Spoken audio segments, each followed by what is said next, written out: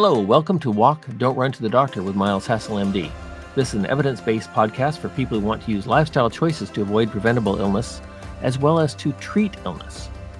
Listeners will learn the choices that work for better health outcomes for themselves, the ones that they love, and the patients they care for.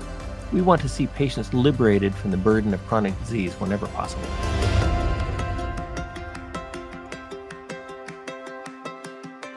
Hello, I'm Miles Hassell, MD. I'm a physician at St. Vincent Hospital in Portland, Oregon, and this is Walk, Don't Run to the Doctor.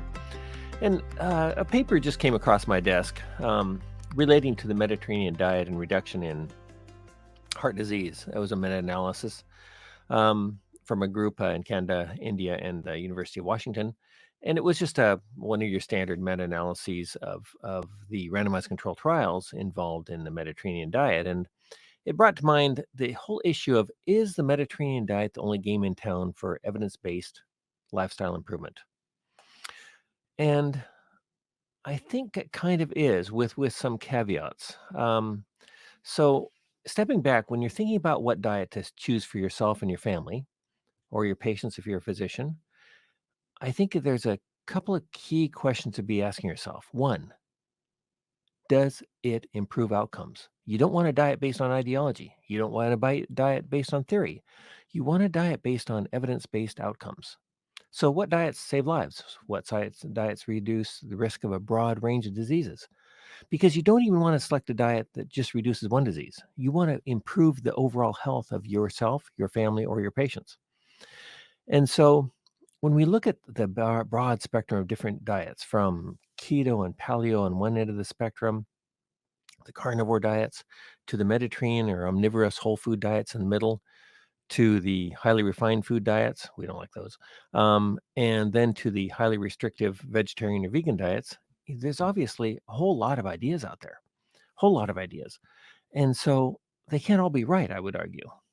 And so the what I'd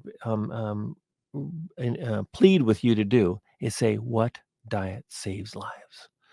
What diet reduces the risk of a broad range of diseases? And right now, I think we can only show that effect in the omnivorous whole food diets, which are probably best demonstrated by the Mediterranean style diets.